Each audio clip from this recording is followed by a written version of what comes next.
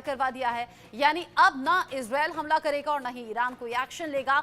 लेकिन ट्रंप के ये दावे तब धरे के धरे रह गए जब सीज फायर के ऐलान के कुछ घंटे बाद ही इजराइल डिफेंस फोर्स ने दावा किया कि ईरान ने इजराइल के कई शहरों पर बैलिस्टिक मिसाइल दागी है। इसके बाद इजरायली रक्षा मंत्री काट्ज ने अपनी सेना को निर्देश दिए हैं कि तेहरान में सरकारी इमारतों को टारगेट कर हमला किया जाए और ये बड़ा हमला हो। संदेश साफ था कि ट्रंप सीज फायर की बात भले ही कर रहे हो, लेकिन जंग की आग अभी बुझेगी नहीं, अब महा तबाही होगी। ऐसे में सवाल ये कि क्या ट्रंप का सीज फायर वाला दावा झूठा था? क्या युद्ध विराम का ऐलान सिर्फ धोखा था? और सवाल ये भी कि क्या अब मिडिल ईस्ट में महाविनाश का नया चैप्टर खुलेगा? आज इसी मुद्दे पर करेंगे बात। कई खास मेहमान साथ होंगे, लेकिन पहले रिपोर्ट देखिए।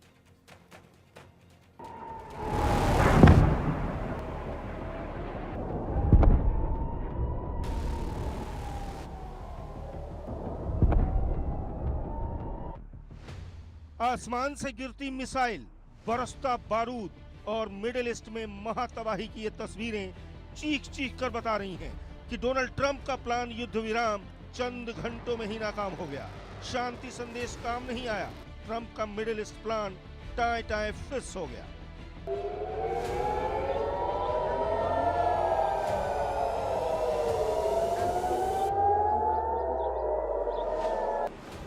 सीज फायर के ऐलान के बावजूद न इजराइल का हमला थमा, न ही ईरानी मिसाइलों की बौछार रुकी। तेहरान से लेकर तेल अवीव तक बारूद की बरसात से साफ हो गया कि महाविनाश का नया चैप्टर खुलना अभी बाकी है। अभी सबसे बड़ा हमला बाकी है।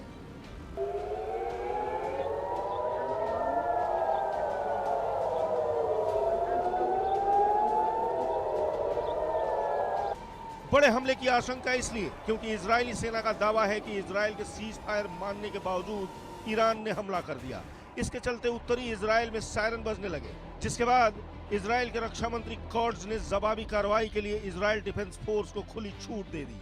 काट्ज ने कहा, मैंने सेना को आदेश दिया है कि ईरान द्वारा युद्ध विराम के उल्लंघन का कड़ा जवाब दिया जाए। इसके तहत तेहरान के बीचों बीच ईरानी सरकार के ठिकानों पर जोरदार हमले किए जाएंगे। इजरायली रक्षा मंत्री के आदेश मिलते ही ईरान में तबाही की नई तस्वीरें सामने आने लगी। इस बीच ईरान के सुप्रीम लीडर खामनेई ने सोशल मीडिया पर एक पोस्ट कर लिखा, ईरानी लोगों ने दिखा दिया है कि उन्हें तानाशाहों की धमकियों का कोई डर नहीं है। ईरानी लोग कभी भी सरेंडर नहीं करेंगे। खामनेई का इशारा ट्रंप की ओर था, जिन्होंने ईरान के एक्शन, सीरिया और कतर में अमेरिकी मिलिट्री बेस पर हमले के बाद इजराइल ईरान जंग को खत्म करने का ऐलान किया था। ट्रंप ने सोशल मीडिया पर पोस्ट कर लिखा था, इजराइल और ईरान दोनों ही देश उनके पास शांति का प्रस्ताव लेकर आए थे। मुझे उसी समय समझ आ गया था कि अब शांति का समय आ चुका है। मिडिल ईस्ट ही असली विजेता है। अगर वे इस रास्ते से हटते हैं तो उन्हें बहुत कुछ खोना पड़ेगा। जब एक देश सीज फायर लागू करेगा तो दूसरा देश अपनी सैन्य कार्रवाई को रोक देगा और शांति बनाए रखेगा, साथ ही युद्ध विराम के नियमों का सम्मान करेगा। ट्रंप के सीज फायर प्लान को लेकर कई दावे किए जा रहे हैं, जिनमें एक दावा है कि कतर के प्रधानमंत्री शेख मोहम्मद बिन अब्दुल रहमान अल थानी ने ईरान को अमेरिका के युद्ध विराम प्रस्ताव को स्वीकार करने के लिए राजी किया। ये बातचीत ईरानी अधिकारियों के साथ फोन पर हुई। अमेरिकी राष्ट्रपति डोनाल्ड ट्रंप ने कतर के अमीर को बताया था कि इजराइल युद्ध विराम के लिए तैयार है और उन्होंने कतर से ईरान को भी इसके लिए मनाने में मदद मांगी। इसके बाद ट्रंप ने युद्ध विराम का ऐलान किया, लेकिन ट्रंप के सीज फायर के ऐलान के 4 घंटे के बाद ही मिडिल ईस्ट में मिसाइलों की बौछार होने लगी, दोनों ओर बारूद की बरसात होने लगी। ऐसे में सवाल है कि क्या युद्ध विराम का ऐलान सिर्फ धोखा था? क्या इजराइल ईरान में सबसे बड़ा संघर्ष अभी बाकी है? क्या मिडिल ईस्ट में महाविनाश तय है? Bureau report, India news. एक तरफ ट्रंप सीज फायर की बात कह रहे हैं, दूसरी तरफ बड़े हमले की तैयारी इजराइल की है, क्योंकि ईरान ने इस बीच कर दिया है बड़ा मिसाइल हमला। और इन सभी के साथ बड़ा अपडेट भी जान लीजिए। अमेरिकी राष्ट्रपति डोनाल्ड ट्रंप ने बड़ा बयान दिया है। सीज फायर के उल्लंघन पर भड़क गए हैं डोनाल्ड ट्रंप। इजराइल और ईरान दोनों ने सीज फायर का उल्लंघन किया है, ये डोनाल्ड ट्रंप का कहना है। कह रहे हैं कि सीज फायर के बावजूद इजराइल ने हमला किया। ईरान की जवाबी कार्रवाई भी बेहद कड़ी थी। यानी डोनाल्ड ट्रंप जो पहले सीज फायर की बात कर रहे थे, उनका ये कहना था कि न तो ईरान की तरफ से न इसराइल की तरफ से अब कोई युद्ध नहीं छेड़ा जाएगा या कोई हमला नहीं होगा। लेकिन बावजूद इसके ईरान ने इसराइल के कई अलग अलग शहरों पर बैलिस्टिक मिसाइल से जोरदार हमला किया। इजरायली डिफेंस फोर्स पूरी तरह से ताकत के साथ जवाब देने की तैयारी में, और अब डोनाल्ड ट्रंप कह रहे हैं बड़ा बयान देते हुए कि दोनों ने उल्लंघन किया है।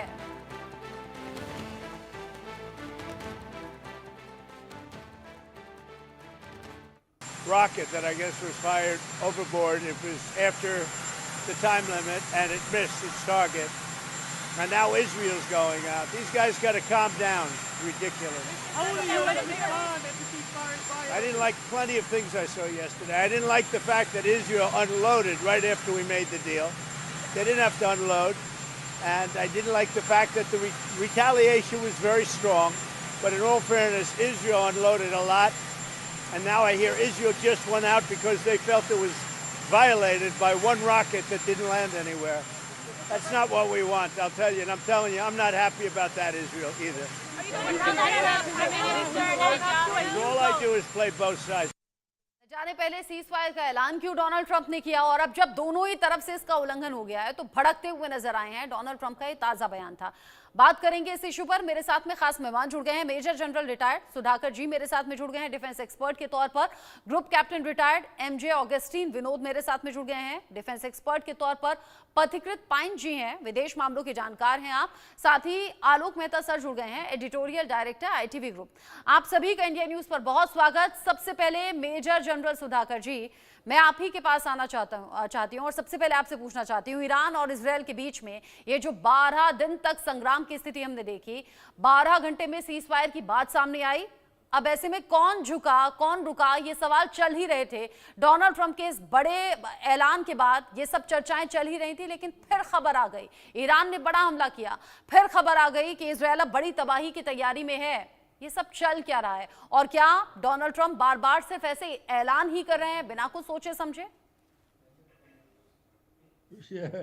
रचना, सबसे पहले तहे दिल से आपको धन्यवाद देता हूँ। आपने मेरे को आपके शो के लिए इनवाइट किया। जहाँ तक आपकी सवाल है, सवाल की जवाब में मैं क्या कहूँगा, आपके नैरेटिव जो प्रीएम्बल आपने दिए हैं उसी में ही उत्तर है।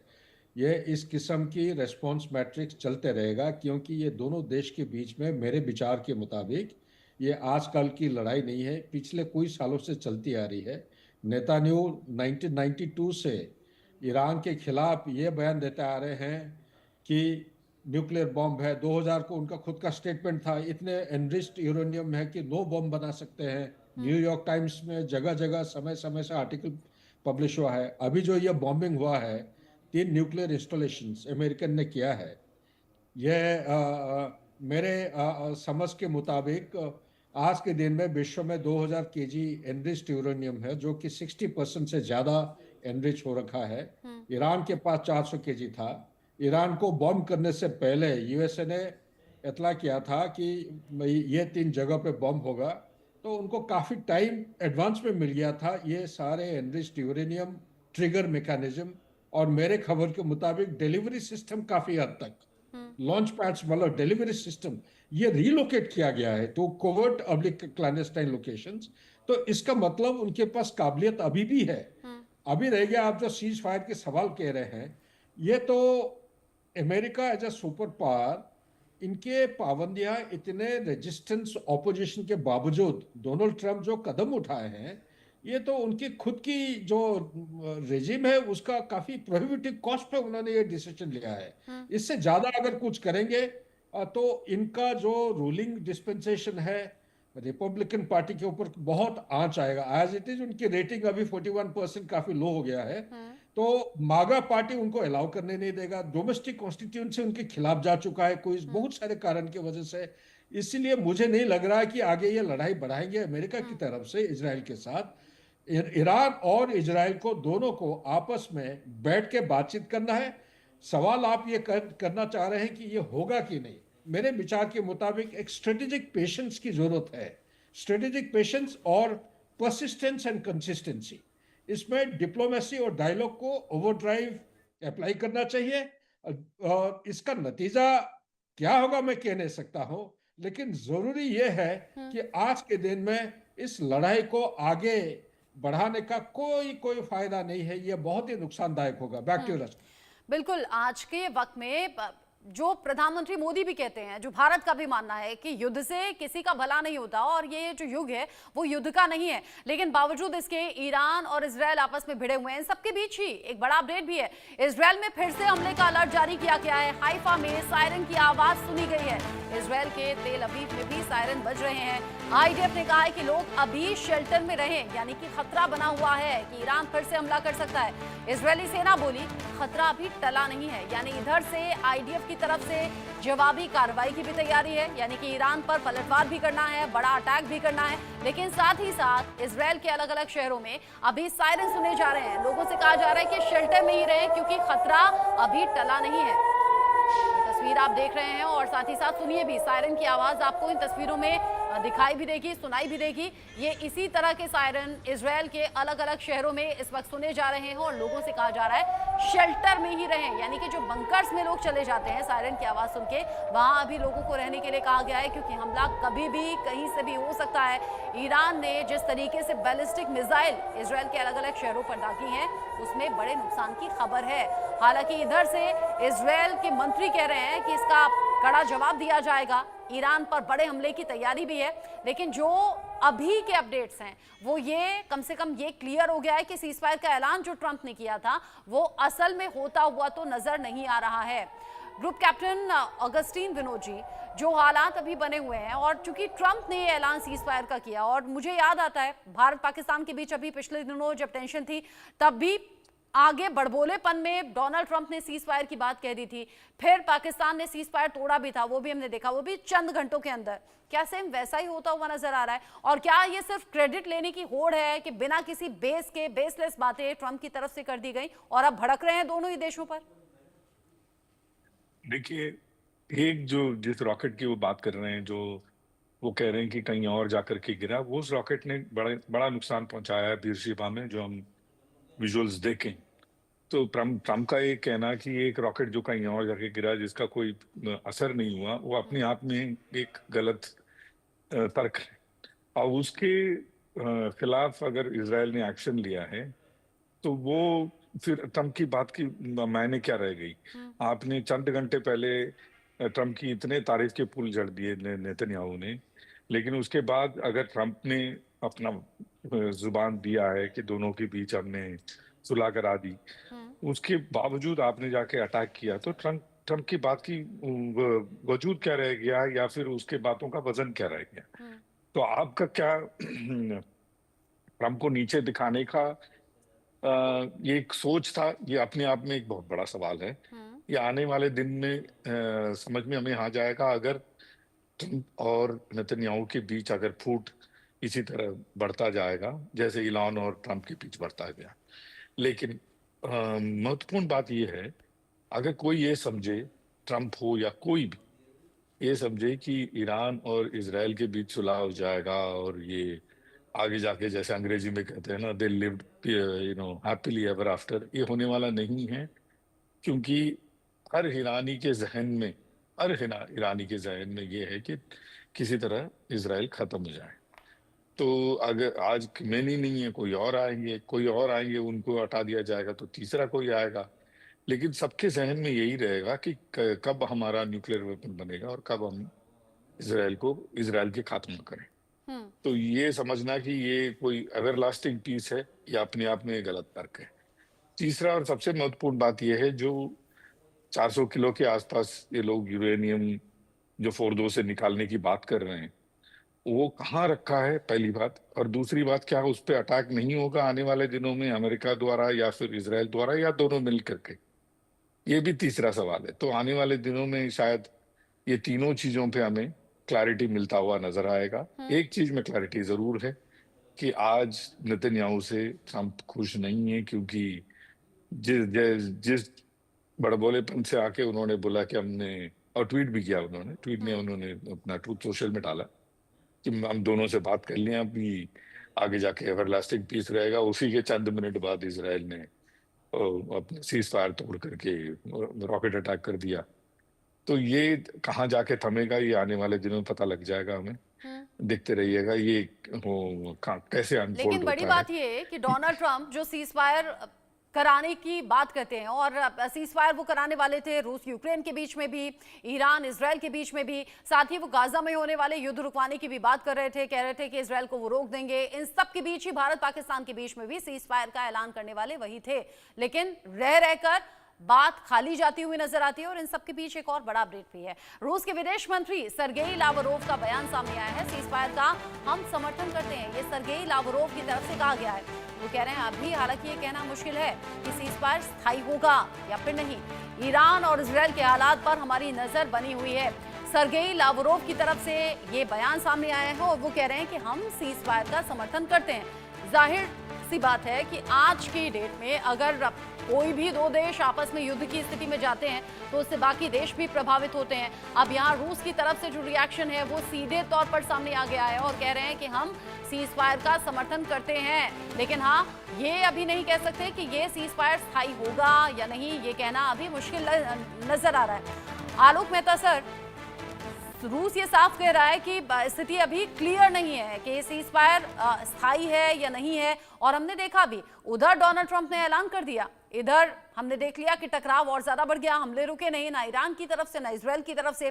डोनाल्ड ट्रंप इस पर भड़कते हुए भी नजर आए, लेकिन बाकी देश जो डायरेक्टली या इनडायरेक्टली इन्वॉल्व रहे वो भी तो चाहते हैं सीज फायर हो, फिर हो क्यों नहीं पा रहा? और अमेरिका जैसे शक्तिशाली देश और उनके राष्ट्रपति की बात खाली क्यों जा रही है? देखिए रचना जी, जैसे आपने शुरू में कहा था कि ट्रंप साहब ने बयान दिया और भारत ने शांति की अपील की। भारत ने बाकायदा ईरान के राष्ट्रपति उनसे बात करके उनसे भी आग्रह किया कि ये किसी तरह से बंद होना चाहिए, संवाद होना चाहिए। तो लेकिन हाँ, ट्रंप की तरह से भारत अपना बाजा नहीं बजाता है कि साहब देखिए हमने ये कर दिया, हम शांति करा देंगे, हम गारंटी नहीं देते। इसीलिए रूस ने भी, देखिए आज उनका बयान को आप महत्वपूर्ण मानिए, ट्रंप पर तो आप भरोसा नहीं कर सकते। पिछले जितने अनुभव आए हैं भारत पाकिस्तान के नहीं, रूस और यूक्रेन को लेकर के भी, उनके दावों पर तो शायद दुनिया में, अब अमेरिका में भी विश्वास करना कठिन हो गया होगा। हम मने उनकी आलोचना कहें या उनका तरीका जो स्टाइल है। और मैं इस संदर्भ में एक बात और आपको याद दिलाऊंगा, भारत में अपने गाँव में कहा जाता है चोर से कर चोरी कर, सरकार से कहो देखो जागो, पुलिस को जाकर कह दो देखो चोरी होने वाली है। ट्रंप साहब यही काम करते हैं। वो इजराइल से कहेंगे तू बम गिरा, फिर ईरान से कहेंगे तू समझ जा। जैसे देखिए आज भी डोनाल्ड ट्रंप ने, राष्ट्रपति ने माना कि हमने चेतावनी, ईरान ने जब हमला किया कतर पे तो उसने हमें सूचना दी। इसका मतलब है कि संपर्क रहता है। वो अपनी डिफेंस की फैक्ट्री का इन सब हथियारों का उपयोग करके दिखाना चाहते हैं कि दुनिया हमारा हथियार खरीदे, हम ही आपको बचा सकते हैं।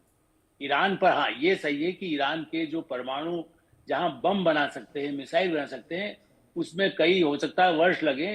यूरेनियम तो सुरक्षित चाहे निकाल लिया होगा, जैसा आप सागर जी कह रहे थे कि वहां से किसी समय जैसा भी मौका मिला पहले चेतावनी दे दी गई। तो ट्रंप ये भी नहीं चाहते थे कि वो यदि विक्रम उसका ऐसा फैल जाए तो भयानक हजारों लाखों लोग मारे जाएंगे। तो हमला भी करें और पता भी नहीं चले, बने हो कि देखिए हमने मारा लेकिन देखिए किसी को ऐसा नुकसान नहीं हुआ, हमने ठिकानों पर मारा, हमने उसको। उनका एकमात्र इजराइल का भी टारगेट सबसे बड़ा यही है लड़ाई का, वो अलग बात है जो उनके अस्तित्व की बात है, लेकिन साथ में उनका है कि इसके पास परमाणु हथियार होगा तो इजराइल तो एक छोटा सा, हमारे दिल्ली के एक छोटा हिस्सा समझिए आप। कहने को हम वहां के नगर ये कह दीजिए, वो नगर कह दीजिए, जैसे अपने अलग इलाके है कि शादरा अलग है कि चांदनी चौक अलग है, तिलक नगर अलग है, गुड़गांव तो दूर है, फिर भी दिल्ली अकेले में ही। इस दृष्टि से मुझे लगता है कि इजराइल ने परमाणु हथियारों पर जो जिस तरह से सारे उन पर अंकुश जहां जहां उनके अड्डे थे उसको जो नष्ट किए गए हैं, उसका लाभ इस दृष्टि से ट्रंप ने दी। ईरान ने भी तो माना ना कि हाँ हमने सीज फायर स्वीकार किया है, लेकिन आपको याद है पाकिस्तान ने मानने के बाद भी रात को 12 बजे तक आप रिपोर्ट करती रही, हमारे चैनल दूसरे सब करते रहे, सुबह तक होता रहा कि कैसे उन्होंने हमारे यहाँ कुछ उड़ा करके सीमा पर, ऊपर से आकाश से तो आ नहीं सकते थे, सीमा पर उन्होंने बमबारी गोलीबारी करते रहे। तो आप जो ऐसे दो देश है वो अपना अंतिम जहां जहां ठिकानों पर मार्च कर सकते हैं। आप यदि डोनाल्ड ट्रंप का पूरा भाषण पढ़ेंगी तो उसमें साफ लिखा है कि इतने घंटे हमने दिए हैं, 16 घंटे, अब 16 घंटे का 18 घंटे हो सकता है या 28 घंटे हो सकता है, लेकिन एक मोटे तौर पर ये दोनों तैयार हो गए। अब उसमें जो अंतिम क्षणों में जिनको जहां लगता है कि इससे हमें ज्यादा खतरा है और जो हमारे पास हमारे अपने लोगों को बचाना है, हमें उसके लिए सायरन भी जो बज रहा है, क्योंकि अंतिम में कोई भरोसा नहीं। देखिए अकेले ईरान का और पाकिस्तान का सबसे बड़ा खतरा ये है, कई आतंकवादी समूह सक्रिय रहते हैं जो कई बार सरकार से हटकर के भी कुछ भी गड़बड़ कर सकते हैं। इसीलिए भारत जो बार बार कहता है सिंदूर ऑपरेशन खत्म नहीं हुआ, वैसे ही इजराइल को भी, क्योंकि इजराइल ने बड़े पैमाने पर उनको नष्ट किया है, तो इजराइल का भी नुकसान तो हुआ है। लेकिन ये मानिए कि जैसा युद्ध विराम होने के बाद भी पाकिस्तान क्या करता है, वो अघोषित युद्ध करता है, वहां घोषित बीच बीच में करते हैं। हम ये तो मैं मानूंगा कि बीच में होगा, लेकिन हाँ अभी तो उम्मीद करना चाहिए। रूस के आपने अभी जो ताजा बयान दिखाया है और भारत का जो रुख पर्दे के पीछे रहा है, इसलिए मेरी आशा यही है कि जल्दी ही इनके बीच में थोड़ा ऐसा होगा कि जिससे जो बड़े पैमाने पर विनाश का जो दृश्य हम लोगों को दिख रहा था विश्व युद्ध की तरह, वो नहीं होगा। रूस के बयान से इतना तो स्पष्ट है। बिल्कुल, क्योंकि रूस की तरफ से भी ये कह दिया गया कि हम भी सीज फायर का समर्थन करते हैं, और साथ ही साथ कुछ एक्सपर्ट्स ये भी मान रहे हैं क्योंकि सीज फायर का ऐलान हुआ है उसके बाद हमलों की खबर है, तो कहीं ठीक वैसे तो नहीं है जैसे भारत पाकिस्तान के बीच में हुआ था, लेकिन होते होते फिर चीजें जो है वो शांति की तरफ चली गई थी। इन सभी के बीच एक और बड़ा अपडेट है, इजरायली सेना ने ईरान को दी है बड़ी चेतावनी। ये कहा है कि सीज फायर तोड़ा तो करारा जवाब दिया जाएगा। आईडीएफ के प्रवक्ता हैं ब्रिगेडियर जनरल एफी रफिन, जिन्होंने ये बड़ी बात कही है और कहा है कि जो भी मकसद तय किए गए थे हमने हासिल किए हैं, जो भी मकसद है वो हमने हासिल किया है, आगे भी करेंगे, और अगर सीज फायर तोड़ता है ईरान तो फिर उसे करारा जवाब दिया जाएगा। आईडीएफ यानी कि इजरायली डिफेंस फोर्स के प्रवक्ता ने ये सीधे तौर पर कह दिया है कि हमने जो मकसद तय किया उसे हासिल किया और आगे भी करेंगे। अगर सीज फायर तोड़ता है ईरान तो फिर हम इसका करारा जवाब देंगे। और अब जिस तरीके से ईरान ने इजरायल के अलग अलग शहरों में बैलिस्टिक मिसाइल दागी है, इसके बाद इजरायल की बड़ी तैयारी भी है। ईरान के अलग अलग जगह टारगेट लॉक कर दिए गए हैं और अब बड़े हमले की तैयारी भी है। लेकिन पथिकृत जी, अगर मैं इस सीज फायर की खबर, ट्रंप का ऐलान और उसके बाद के हमलों का जिक्र करूं तो भारत पाकिस्तान की सिचुएशन से अगर इन केस थोड़ी देर के लिए ईरान और इजरायल को कंपेयर करें तो क्या अब सीज फायर के कुछ घंटे बाद ये हमले की खबर धीरे धीरे शांति में तब्दील होगी जैसा भारत पाकिस्तान के बीच हुआ? देखिए, पहली चीज तो ये है कि इजराइल और ईरान का जो समस्या है वो इंडिया पाकिस्तान के समस्या से काफी ज्यादा कॉम्प्लेक्स है। यस। दूसरी चीज है, ये सीज फायर पहले से ही ये तो तय था कि ये चलेगा नहीं, क्योंकि अगर माफी चाहता हूँ अगर मैं अपनी भाषा में बोलूँ तो ये डोनाल्ड ट्रंप सीज फायर का चूरन बेच रहा है और कुछ नहीं। ये कौन सा इन लोगों ने साइन किया कि हम लोग नहीं करेंगे? और सबसे बड़ी प्रॉब्लम डोनाल्ड ट्रंप की ये है, नॉट अ सीरियस पॉलिटिशियन, क्योंकि कोई सीरियस पॉलिटिशियन होगा तो हर चीज का वो बुनियादी तौर पे देखेगा कि ये लड़ाई हो क्यों रहा है। इसी वजह से वो इतना कुछ बोला, क्लेम किया कि मैं एक दिन में रशिया यूक्रेन का लड़ाई खत्म कर दूंगा, कुछ नहीं कर पाया। कर इसलिए नहीं पाया क्योंकि उसको लगा कि मैं जल्दबाजी में पहले अनाउंस कर देता हूँ, फिर उसके बाद कोई को टाले, उसको ना माने तो मैं बोलूंगा ये जिम्मेदार है, पर मैं बोलूंगा कि मैं नोबेल प्राइज का हकदार हूँ। इस तरह से ग्लोबल इंटरनेशनल पॉलिटिक्स नहीं चलता है। दूसरी चीज है, अमेरिका को यह समझना चाहिए उनका जो स्फीयर ऑफ इन्फ्लुएंस है कि वो जो बोलेगा हर कोई मानेगा, वो दिन धीरे धीरे जा रहा है। तीसरी चीज है, ईरान क्यों माने उनकी बात? ईरान की जानी दुश्मन है अमेरिका, वो क्यों माने उनकी बात? अगर आप बीच बॉम्बर से आप किसी की जगह पे इंफ्रास्ट्रक्चर में भले ही आप बोल के जा रहे हो, इंफ्रास्ट्रक्चर तो आपने खत्म किया ना। और उनको भी, ईरान को भी लगता है कि जितना इजराइल के पास हथियार है वो अमेरिका ही देता है। दूसरी चीज है, इजराइल क्यों माने? इजराइल सोच रहा है कि ये जितना नुकसान मेरा हो रहा है, मेरे लोग मर रहा है, और वहां बैठ के एक बंदा बड़ी बड़ी मतलब स्पीच दे रहा है, तो अमेरिका का नुकसान होता नहीं। देखिए, अमेरिका का कभी ना 1940 पर्ल हार्बर के बाद से अमेरिका का कभी एग्जिस्टेंशियल क्राइसिस नहीं हुआ। मतलब ऐसा नहीं हुआ कि अगर वो ना लड़े तो वो खत्म हो जाए। वो हर लड़ाई में अपना कॉस्ट देखता है, अपना बेनिफिट देखता है, फिर वो एनालिसिस करने जाता है। तो B-2 बॉम्बर से आपने बॉम्बिंग किया, तो वहां ढिंढोरे पीट रहे हो 14 दिन से कि मैं आऊंगा, मतलब वहां से तो सारे सामान चला गया। तो ये जो प्रॉब्लम इजराइल का है कि ईरान का एक वो ऑब्जेक्टिव है कि हम कभी ना कभी इजराइल को तबाह कर देंगे। इजराइल का जो ऑब्जेक्टिव था कि ये जो न्यूक्लियर बॉम्ब बनाने के कगार पे ईरान है, इसको हम खत्म कर देंगे। क्या वो ऑब्जेक्टिव फुलफिल हुआ है? नहीं हुआ है। अगर आप ऑपरेशन राइजिंग लायन का जो इनका स्टेट, वो जो ऑपरेशन का नाम है, ये लड़ाई जो नाम दिया इजराइल ने, राइजिंग लायन का मतलब क्या है? राइजिंग लायन मतलब जो है वो प्री 1979 जो इस्लामिक रेवोल्यूशन ईरान में हुआ था, उसके पहले का जब फ्लैग देखेंगे ईरान को, उसमें एक ऐसा शेयर होता है और उसके पीछे एक सूर्योदय का फोटोग्राफ है, तो वो चाहते हैं कि रेजिम चेंज हो, तो अल्टीमेट ऑब्जेक्टिव रेजिम चेंज है। तो इसीलिए ये जो लड़ाई है ना, ये डिजाइन इस तरह से किया गया है कि ये चलता रहेगा। ये स्टेटस क्वो या सीज फायर के लिए बनाया नहीं, प्रोग्राम नहीं किया गया। तो बीच बीच में ऐसे सीज फायर अनाउंस होगा, फिर दोनों तरफ से दोनों ही लोग बोलेंगे कि दूसरे तरफ ने सीज फायर रोका तोड़ा है, इसलिए लड़ाई शुरू हो जाएगी। रशिया यूक्रेन में भी यही हुआ, 1 महीने का विराम हुआ था, फिर शुरू हो गया। तो ट्रंप को यह समझना चाहिए कि हो क्या रहा है। दुख की बात है, ट्रंप को मिलिट्री इंडस्ट्रियल कॉम्प्लेक्स तो खुश करना है, B2 बॉम्बर का एडवर्टाइजमेंट कर दिया, ये कर दिया, GBU-57 बम का एडवर्टाइजमेंट कर दिया, लेकिन पर्पस सर हुआ क्या? पर्पस तो सर अभी तो जेडी वांस भी बोल रहा है कि वो 400 किलोग्राम कहां है, इनको पता नहीं है। तो फिर अल्टीमेटली देखिए, आपके ना जियोपॉलिटिक्स, इंटरनेशनल रिलेशंस, आपको तवज्जो इसलिए दिया जाएगा, जब तभी दिया जाएगा जब आपके जो करनी और कहनी में कथनी और करनी में बहुत ज्यादा अंतर ना हो। आज प्रॉब्लम अमेरिका का यह है, वो कहता कुछ है, करता कुछ और है। इसी वजह से आप देखेंगे किस तरह से मोदी जी भी बहुत बहुत मतलब बहुत सारी कर्टसी मेंटेन करके वो इग्नोर कर रहा है ट्रंप को, क्योंकि आप भरोसा नहीं कर सकते हो इस बंदे को। तो आज बताइए, इजराइल किस चीज के लिए इसके ऊपर भरोसा करे? बम जब गिर रहा है, इजराइल करे क्या? क्योंकि ट्रंप बोल दिया मत फेंको और बम, तो वो लेकिन बड़ी बात यह भी कि ईरान पर जब इजराइल ने ताकतवर हमले किए, उनके बाद ये लग रहा था कि ईरान को काफी नुकसान पहुंचा है और वो उस कंडीशन में नहीं है कि वो न्यूक्लियर प्लांट को एस्टैब्लिश कर सके या फिर परमाणु बम पर काम कर सके या उनका परीक्षण करने के लिए कदम आगे बढ़ा सके। लेकिन इन सबके बीच ही जब सीज फायर का ऐलान हुआ, उसके बाद अगर ईरान बैलिस्टिक मिसाइल दागता है इजराइल के अलग अलग शहरों पर, तो बहुत बड़ी बात है। इन सभी के बीच एक बड़ा अपडेट भी है। ईरान के न्यूक्लियर एनर्जी चीफ मोहम्मद इस्लाम का बयान सामने आया है। परमाणु फैसिलिटी को हुए नुकसान का जायजा ले रहे हैं, ये कहा गया है। साथ ही कह रहे हैं परमाणु सेंटर को फिर से शुरू करने के लिए तैयारियां भी हो रही हैं। ईरान का न्यूक्लियर प्रोग्राम जारी रहेगा, ये मोहम्मद इस्लाम की तरफ से कह दिया गया। परमाणु फैसिलिटी को हुए नुकसान का हम जायजा ले रहे हैं।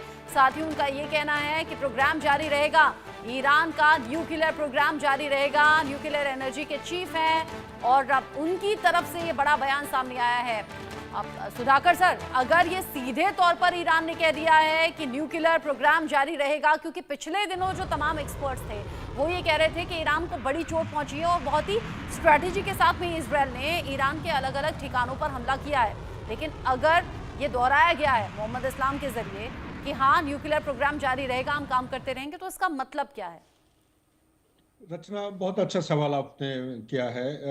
अगर आप देखेंगे टारगेट एनालिसिस, डैमेज असेसमेंट आते आते बहुत टाइम लगेगा, लेकिन ओपन मीडिया में अभी तक सोशल मीडिया समेत जितना बाहर आया है उसको अगर आप थोड़ा सा एनालाइज करेंगे गहराई में, आप देखेंगे कि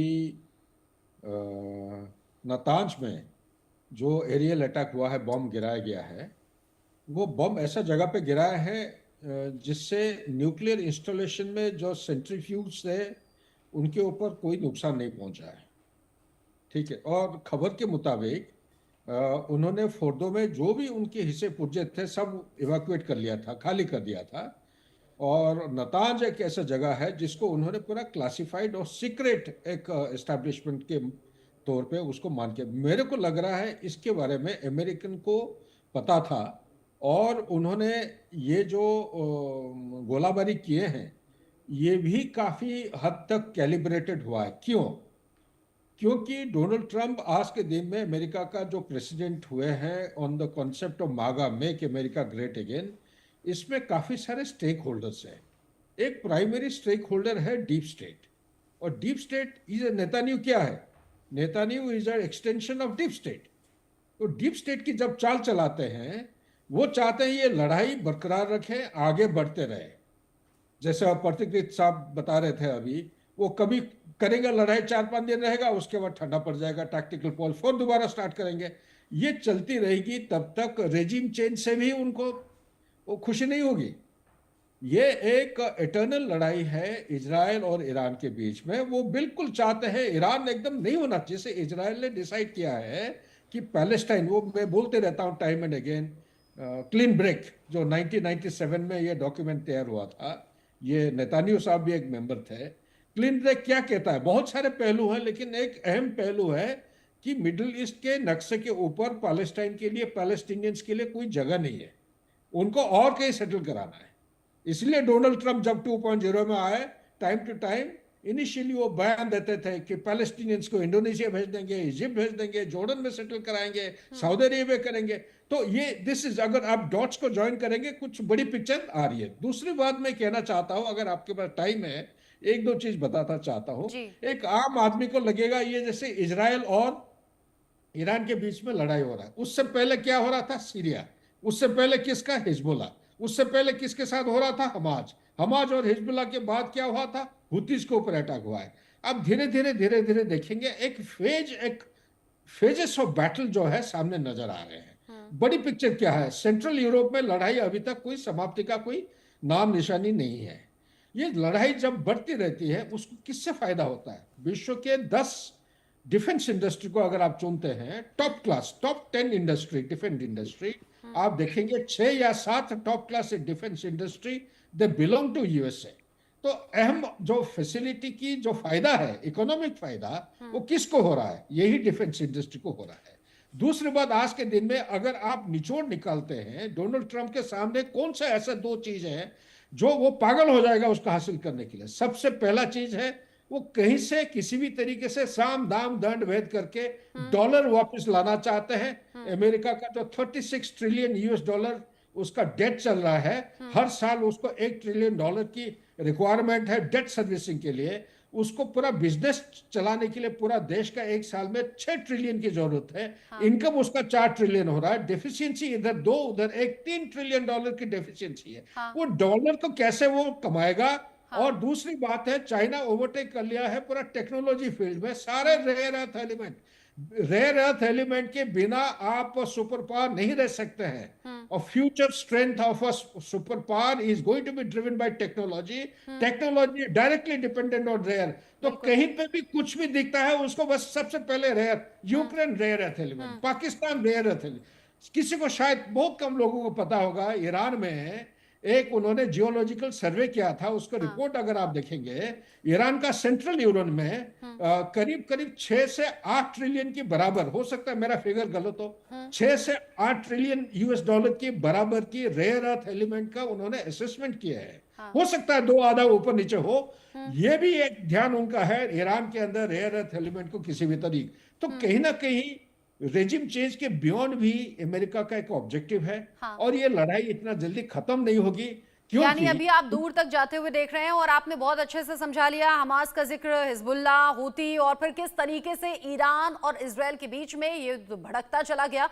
और डोनाल्ड ट्रंप की बातें सिर्फ हवाई साबित हो रही हैं, वो अमेरिका के लिहाज से भी, और बाकी देशों में जो अलग अलग जगह युद्ध स्तर पर अब चीजें चल रही हैं उन्हें रोकने के दावे के तौर पर भी हवाई साबित डोनाल्ड ट्रंप की बातें हुई हैं। आप सभी रहिएगा। सीज फायर पर एक बार फिर से डोनाल्ड ट्रंप ने बयान दिया है। डोनाल्ड ट्रंप ने इजराइल को चेतावनी दी है, इजराइल उन बमों को मत गिराओ, ये डोनाल्ड ट्रंप ने कहा है। साथ ही कहा है अपने पायलटों को तुरंत वापस बुलाओ, सीज फायर का उल्लंघन मत करो। हमने आपको बताया इससे पहले भी कि डोनाल्ड ट्रंप ने ईरान पर भी और इजराइल पर भी भड़कते हुए बयान दिया है, और अब ये सीधे तौर पर कह दिया है इजराइल से कि जो बम है वो ईरान में गिराना बंद करो, अपने पायलट जो हैं उन्हें वापस से बुलाया जाए। साथ ही साथ ईरान पर भी डोनाल्ड ट्रंप भड़के थे और उन्होंने कहा था कि अगर सीज फायर का ऐलान हुआ है तो इस तरीके से हमले करना गलत है, क्योंकि ईरान ने इजराइल के अलग अलग शहरों पर बैलिस्टिक मिसाइल दागी और अब तो आईडीएफ की बड़ी तैयारी है उस पर जवाबी कार्रवाई करने की। लेकिन जिस तरीके से ये हमले अभी हो रहे हैं ईरान और इजराइल दोनों ही तरफ से, डोनाल्ड ट्रंप सीज फायर का उल्लंघन कर दें ऑगस्टीन विनोद जी, फिर उसके बाद वो भड़क भी जाएं, ईरान इजराइल दोनों पर वो भड़क रहे हैं, लेकिन इस भड़कने से होगा क्या? अगर बेंजामिन नेतन्याहू इतनी तारीफें कर रहे थे डोनाल्ड ट्रंप की, तो फिर बात का मान भी रख लेते। वो तो है ही। और दूसरा बहुत महत्वपूर्ण बात, अगर आप इस पूरे बयान में देखते हैं, वो कह रहे हैं कि मैं अभी नेटो जा रहा हूं, और पत्रकारों में वो कहते हैं कि आप लोगों में से कुछ मेरे साथ आएंगे। तो ये नेटो क्यों जा रहे हैं, पत्रकारों को क्यों लेकर जा रहे हैं, ये भी बहुत बड़ा एक सवाल है। वहां जाके इनका क्या पैंतरा होगा, ये भी देखने लायक होगा, क्योंकि कल का दिन मेरे लिए मुझे लगता है कि बड़ा एक इम्पोर्टेंट दिन होने वाला है। नेटो और नेटो देशों को या फिर जर्मनी, फ्रांस, इस तरह के जो बड़े नेटो देश हैं, उनका इसमें कूद आने का उनका इरादा तो नहीं है। और जनरल साहब जो बात कह रहे हैं उस पर भी मैं बिल्कुल सहमत हूँ, क्योंकि ये सब हमें हमें जानना चाहिए। भारत और चंद साउथ ईस्ट एशिया नेशंस को छोड़ करके बाकी सब ये जो डीप स्टेट के कठपुतली हैं, जिस तरह से मेरा पढ़ना है उसमें से ये समझ में आ रहा है। कितने हद तक हैं, कहाँ तक हैं, करते क्या हैं, वो अपने आप में एक बड़ा सवाल है और उसका जवाब हो सकता कभी ना मिले। लेकिन ये बात जरूरी है समझना में ये है, ये पूरा क्षेत्र जो है अभी वॉर की चपेटे में आ चुका है।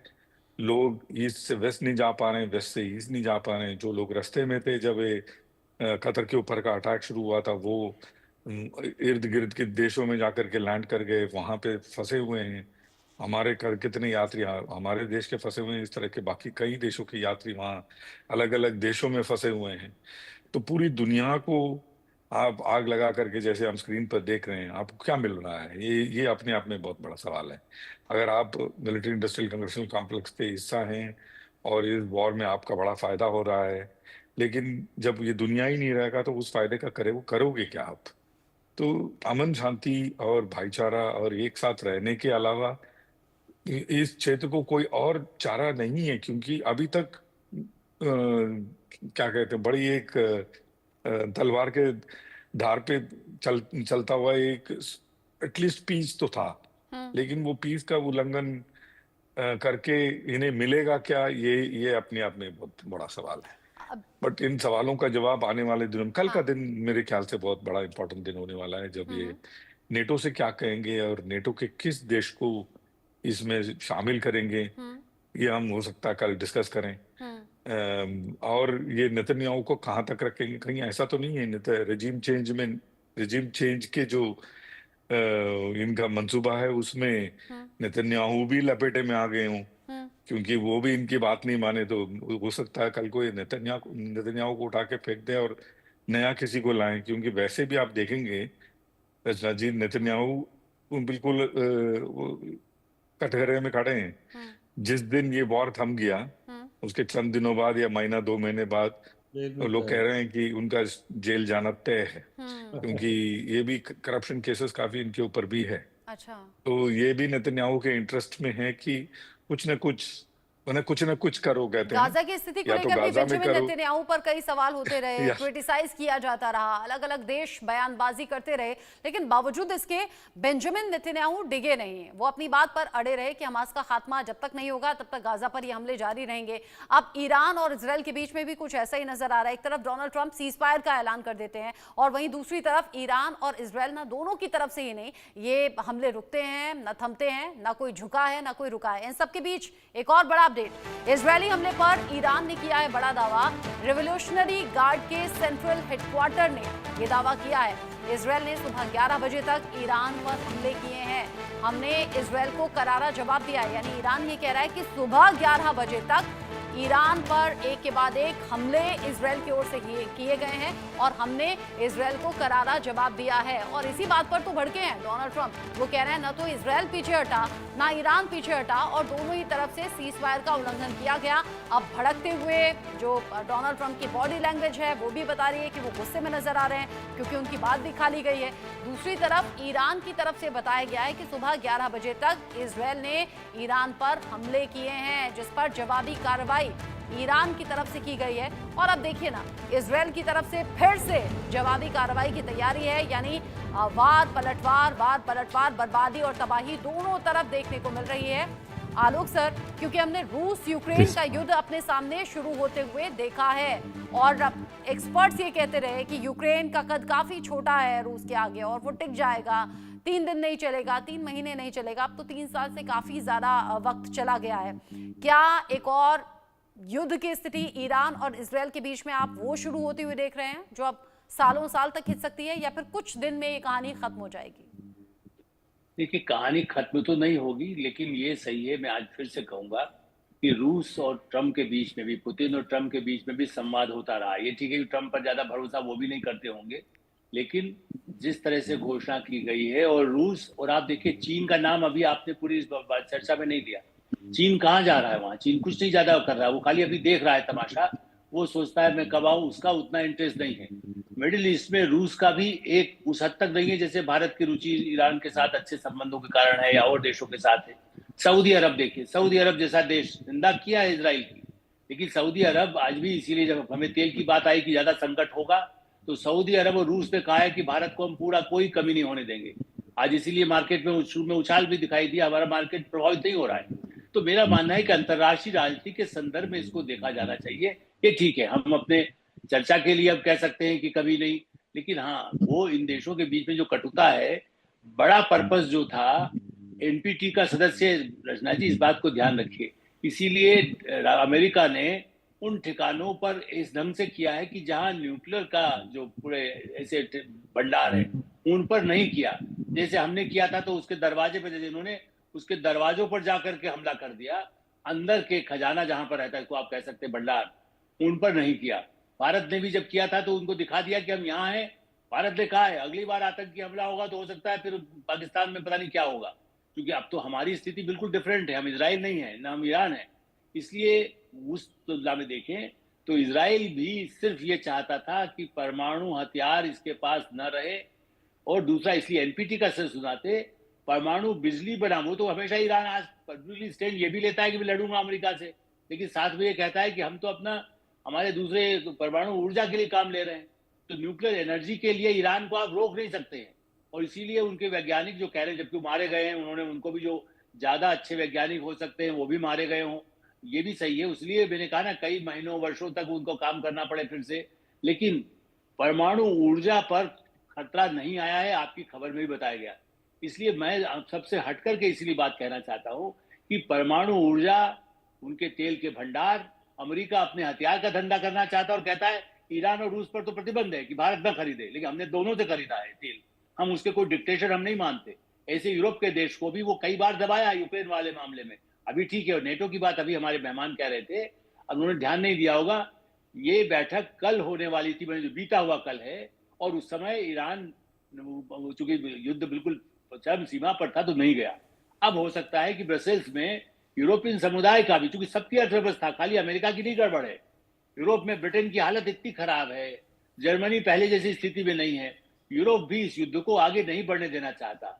चीन भी इस तरह के युद्ध में नहीं, वो अपनी इकोनॉमी को संभाल रहा है, वो अमेरिका के साथ भी व्यापार बढ़ाना चाहता है, एलन मस्क की दुकान चलाना चाहता है, भारत के साथ भी व्यापार बढ़ाना चाहता है, वो भी नहीं चाहता। हाँ, ये दोनों के बीच में जब जब दुआ टकराव होता रहेगा, क्योंकि जब तक उस समस्या का समाधान नहीं होता। लेकिन इजराइल का एक बड़ा पर्पस सर हो गया है कि अभी उसको परमाणु हथियारों का खतरा कुछ वर्षों तक तो नहीं होगा, ये सुनिश्चित ट्रंप ने कर दिया है।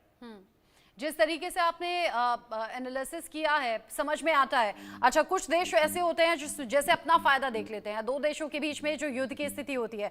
पथिकृत जी, अगर रूस और चीन जैसे देश इस युद्ध की स्थिति में पीछे हटते हुए नजर आ रहे हैं, इससे ईरान पर फर्क पड़ेगा? पहली चीज तो यह है कि कोई इसमें देखिए, रशिया का विडंबना यह है कि इजराइल का बहुत बड़ा एक पॉपुलेशन जो यहूदी है वो रशिया से आया है, तो रशिया भी इजराइल के खिलाफ कोई स्टैंड नहीं लेगा, यह उनका एक प्रॉब्लम है। तो इसीलिए ईरान के सपोर्ट में वो सीज फायर चाहता है, लेकिन वो इजराइल के खिलाफ कोई स्टेटमेंट नहीं देगा। दूसरी चीज है ये कहना कि चाइना इसमें इन्वॉल्व नहीं है, चाइना पूरा इन्वॉल्व है। अक्टूबर 7 का जो अटैक था, देखिए कोई ईरान यहाँ पे दूध का धुला नहीं है। ये आपने पिछले 20-30 साल, 30 साल या 40 साल से आपने इजराइल को हाउदी, हमास और हिजबुल्लाह से घेर के रखा है। सबको हथियार देना, आइडियोलॉजी देना, फंडिंग देना, नैर्को टेररिज्म में इन्वॉल्व करना किसने किया है? मैं तो हद तक कहूंगा कि ईरान वही करता है मिडिल ईस्ट में जो पाकिस्तान करता है साउथ एशिया में, कोई दूध का धुला नहीं है। दूसरी चीजें ये समझना जरूरी है, चाइना के साथ, चाइना के इन्वॉल्वमेंट यहाँ पे ये है कि ईरान के साथ चाइना का $400 बिलियन का एक एग्रीमेंट है। तो ये जो ऑपरेशन यहाँ चल रहा है, ये कोई ना समझे कि इसको चाइना को काटने का साजिश इसमें नहीं है। चाइना के ऊपर नुकसान है, ये भी एक कारण है, इसके वजह से ईरान के ऊपर ये सब किया जा रहा है। और चाइना नहीं चाहता है कि बहुत ज्यादा कुछ हो, क्योंकि उससे नुकसान चाइना को भी है। और ये पूरा जो $400 बिलियन का ट्रिक है, एनर्जी ट्रेड चाइना और ईरान के बीच वो डॉलर में नहीं है, वो चाइनीज करेंसी में है, जो भी एक अमेरिका को चुभता है। तीसरी चीज है कि ये जो रशिया यूक्रेन का लड़ाई है वो 1200 साल का लड़ाई है, वो आज नहीं है। ये एक ऑर्थोडॉक्स चर्च वर्सेस वेटिकन की लड़ाई है। आप देखेंगे हर 80 साल में वेस्टर्न यूरोप ने रशिया के ऊपर अटैक किया है, चाहे वो नेपोलियन का हो, चाहे वो पहले का क्राइमियन वॉर हो, बहुत हर 80 साल में। तो ये ऐसे नहीं रुकेगा। और आज यूरोप बोल रहा है कि नहीं मैं खत्म करना चाहता हूं, रशिया आज खत्म नहीं करना चाहता, क्योंकि ये जो लड़ाई यूक्रेन कर रहा है ये 30 यूरोपियन देशों ने मदद से किया है। इसी वजह से रशिया इसको एक्सपैंड करेगा, अपने बलबूते पे अपनी कंडीशंस में खत्म करेगा, ना कि फ्रांस और जर्मनी की कंडीशन में। नेटो समझ उसका आ रहा है कि अगला बम जर्मनी फ्रांस में भी आज नहीं तो 2 साल बाद गिरेगा। इसी तरह मिडिल ईस्ट का जो प्रॉब्लम है ये 2000 साल का प्रॉब्लम है, ट्रंप कैसे सॉल्व करेगा? और अगर उसको सॉल्व करना है, एक चीज समझ लीजिए, वो अब्राहम अकॉर्ड की बात कर रहा था, वो बहुत अच्छी चीज है। वो अब्राहम अकॉर्ड जो एक डिप्लोमेटिक एग्रीमेंट हो रहा था सऊदी अरब के साथ इजराइल का, यूएई के साथ इजराइल का, उसको रोकने के लिए ईरान ने अक्टूबर 7 का अटैक किया था। मैं एक चीज कहना चाहता हूं, अगर ये लड़ाई अमेरिका सही पैमाने में खत्म करना चाहता है, मिडिल ईस्ट और यूरोप में सबसे पहले उसको सैंक्शंस उठाना पड़ेगा ईरान के ऊपर से और रशिया के ऊपर से। आपने पिछले 30 साल से ईरान के ऊपर सैंक्शन लगा के रखे, वो ट्रेड नहीं कर सकता, वो किसी से तेल खरीद नहीं सकता। हम एक चवन्नी का तेल खरीदते नहीं है ईरान से, इंडिया नहीं खरीदता है। तो वो सोचेगा कि मैं जब खुद ट्रेड नहीं कर पाऊंगा तो मैं किसी को करने नहीं दूंगा, मैं लड़ाई करूंगा। और इसी तरह से रशिया के ऊपर आपने इतने सारे पाबंदी लगा के रखा है, तो ये जितने सारे ट्रंप हुए जो चूरन बेचता है ना, मैंने सीज फायर करवा दिया यहां वहां, आप कुछ नहीं कर रहे हो। आपको अगर करना है तो आप पहले सैंक्शन हटाओ, जो वो नहीं हटाएगा। समझ लीजिए क्यों, अगर वो ईरान के ऊपर से सैंक्शन हटा देता है और तेल की कीमत गिर जाता है, तो जो इतने सारे मिलिट्री इंडस्ट्रियल कॉम्प्लेक्स के हैं, इसी तरह के एनर्जी कॉम्प्लेक्स है, एनर्जी इंडस्ट्री में जो अमेरिकन कंपनीज है, वो जो बड़े हुए प्राइस से मुनाफा करता है वो नहीं कर पाएगा। ईरान से सैंक्शन हटा देने का मतलब है कल प्राइस ऑफ ऑयल वो गिर के $30 अ बैरल हो जाएगा, जो अमेरिका नहीं चाहता। तो ये बहुत कॉम्प्लेक्स इशू है। ट्रंप एक दिन ट्वीट करेगा मैंने सॉल्व कर दिया, ऐसे सॉल्व नहीं होगा।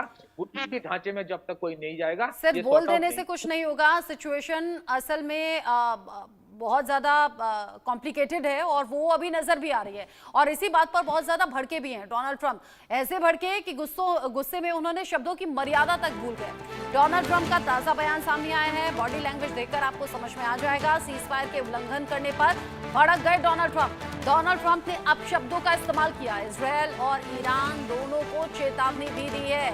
डोनाल्ड ट्रंप से जब ईरान और इजरायल दोनों देशों के बारे में पूछा गया, सीज फायर के बाद में हुए हमलों के बारे में पूछा गया, तो भड़क गए डोनाल्ड ट्रंप। एक बार सुनिए आप। You know what? We basically have two countries that have been fighting so long and so hard that they don't know what the they're doing. Do you understand that? You know what? We basically have two countries that have been fighting so long and so hard that they don't know what the they're doing. Do you America जैसे शक्तिशाली देश के राष्ट्रपति Donald Trump जो बिना सोचे समझे पहले सीज फायर का ऐलान करते हैं, सीज फायर तोड़ा जाता है तो भड़कते हैं और भड़कते हुए अब शब्दों का इस्तेमाल करते हैं। सुधाकर सर, आपका रिएक्शन? प्रतिकृति बड़ा अच्छा चीज बताया था कुछ देर पहले आलोक साहब और हमारे डिस्टिंग्विश्ड पैनलिस्ट ऑगस्टिन साहब भी। Donald Trump is not a politician, he is a businessman.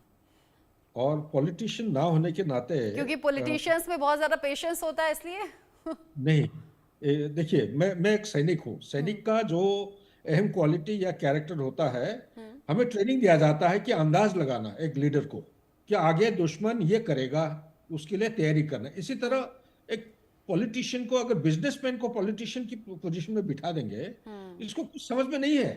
वो कुछ समझ नहीं पा रहा है अभी। कुछ मैं कह रही, अगर उसका सही सलामत टाइम निकल जाता है, बस वही है नोबेल पीस प्राइज इसके लिए।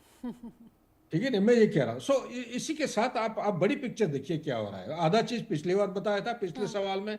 अभी क्या है, उन्होंने नेशनल सिक्योरिटी स्ट्रेटेजी का जो डॉक्ट्रिन निकाला है 2022 अक्टूबर को, उसमें उन्होंने कहा है कि China is number 1 enemy.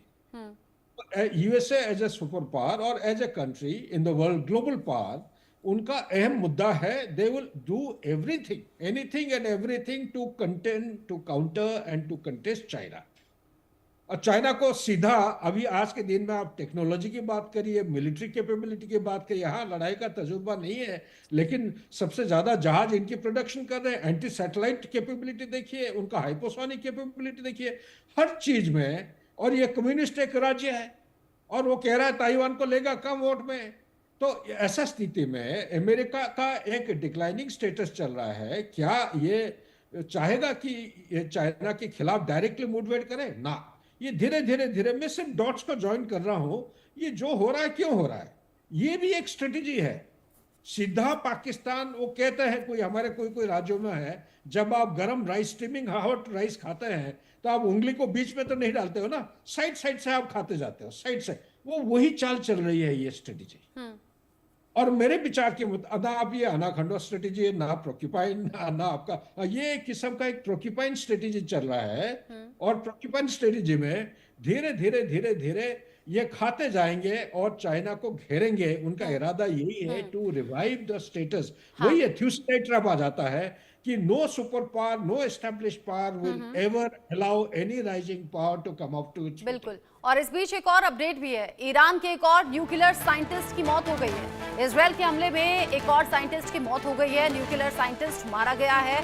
Mohammad रजा सदीकी नाम बताया जा रहा है न्यूक्लियर साइंटिस्ट का, जिनकी मौत हो गई है। अब तक ईरान के 12 न्यूक्लियर साइंटिस्ट मारे गए हैं। ये ईरान के लिए बड़ा नुकसान है। इजरायल लगातार हमले कर रहा है, ईरान जवाब दे रहा है। ऑगस्टीन विनोद जी, अगर इसी तरह से ईरान नुकसान झेलता रहा तो फिर कैसे दावा किया जा रहा है कि न्यूक्लियर प्रोग्राम जारी रखेंगे? देखिए, जो एफ वर्ड का इस्तेमाल किया उन्होंने, जिसके बारे में आपने भी जिक्र किया, वो शब्द मैं इस्तेमाल नहीं करना चाह रहा हूं। आप सोचिए, आप अभी के जो करंट प्राइम मिनिस्टर्स और प्रेसिडेंट्स, प्रीमियर्स हैं कंट्री के, जिन पे लोग अपना पूरा फ्यूचर लगाते हैं, कौन ऐसा स्टेटमेंट है, ऐसे स्टेट्समैन है जो ऐसे एफ वर्ड का इस्तेमाल पब्लिकली करता है? उनका फ्रस्ट्रेशन क्या है? मतलब आप एज अ नेशनल लीडर आप एफ वर्ड का इस्तेमाल करते हैं तो आप फ्रस्ट्रेटेड हो। किस चीज से फ्रस्ट्रेटेड हो?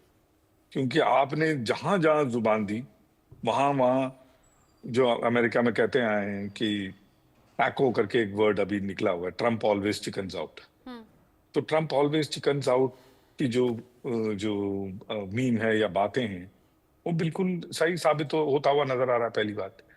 दूसरी बात, इस फ्रस्ट्रेशन में आप रचना जी, इस बात को 90%, 10% तो मैं आने वाले दिनों के लिए छोड़ दूंगा, 90% आप लिखित में ले लीजिए। अगर रेजिम चेंज आने वाले दिनों में सबसे पहले अगर होगा, तो मेरे ख्याल से इजराइल का होगा।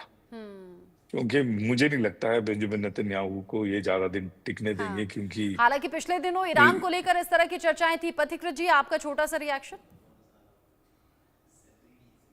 रचना जी, एक चीज मैं ये बोलना चाहता हूँ कि हो सकता है ग्रुप कैप्टन सर जो बोल रहा है वो पॉसिबल है, लेकिन इजराइल का पॉलिसी चेंज नहीं होता। अगर आप नेतन्याहू को बदल के किसी और को भी लागे, वो ये कंसिस्टेंट पॉलिसी लाएंगे। वो हमारे देश के ऑपोजिशन की तरह नहीं है कि जहां कुछ और करेंगे। वहां पे देखिए, अभी तो पूरे यूनानिमस कंसेंसस है कि कुछ भी हुआ, नेतन्याहू जेल भी जाए, लेकिन जो कर रहा है इजराइल वो कर रहा है। इसी तरह ईरान में भी आप रेजिम भी चेंज कर देंगे, कोई और को लाएगा। इसलिए मैं बोल रहा हूँ, ये 2000 साल की पुरानी प्रॉब्लम है। लेकिन थोड़ा सा कॉन्ट्रडिक्शन ईरान को लेकर है, ईरान को लेकर थोड़ा सा कॉन्ट्रडिक्शन है। सुप्रीम लीडर खामेनेई कुछ और बोल रहे हैं, वहां के मंत्री कुछ और बोल रहे हैं। आलोक सर, आने वाले दिनों में पॉसिबिलिटी है ईरान में या इजराइल में इस तरह के कुछ बड़े चेंजेस की? देखिए, इसमें कुछ शक ही नहीं है। जैसा कहा गया, ईरान में भी बार बार, वैसे तो अभी ट्रम्प ने कह दिया है कि हमें अब हटाने की जरूरत नहीं है खमेनेई को, लेकिन वो, मैंने कहा ना, ट्रम्प की बात पे तो हमारे सारे अतिथि कह चुके हैं और मैं भी यही कह रहा हूँ बात खाली जाती कि ट्रम्प कुछ भी कहते रहे, उनका कुछ मतलब नहीं है। हाँ, ईरान की स्थिति और इजराइल में पहले भी एक आध बार कोशिश हुआ, बीच में कितनी बार वहां बार बार चुनाव भी हुए, इसलिए। लेकिन नेतन्याहू को कब हटाना है और अमेरिका देखिए वो सबको चाहता है कठपुतली हो। बांग्लादेश में क्या कर रहा है, कठपुतली, हर जगह उसको कठपुतली, मुनीर कठपुतली, उनको सब कठपुतली चाहिए। यदि भारत आंख दिखाता है तो उनको तकलीफ होती है। इसलिए मुझे ऐसा लगता है कि ये सारी स्थितियों में अमेरिका अपनी कोशिश जारी रखेगा कि सब जगह कठपुतली हो, जहां जहां उसका प्रभाव है और उसका धंधा खूब चलता रहे। वो प्ले बॉय की तरह से खेल कर रहे हैं। मतलब सॉरी टू से किसी राष्ट्रपति के लिए कहना अच्छा नहीं लगता, लेकिन एलन मस्क ने उनका भंडाफोड़ किया था। इसलिए मैं कहूंगा कि वो प्ले बॉय वाला जैसा काम होता है कि कहाँ यहाँ से वहां जाके लेकिन फिर वहां भी बात बन गई। फिर ये हो गया कि हाँ गलती से वो मैसेजेस हो गए या उन पर अफसोस जताते हैं, वहां भी फिर बात बनती हुई नजर आई। अब क्या शर्तें रही या क्या समझौते रहे आपस में, ये एलन मस्क और ट्रंप बेहतर जानते होंगे।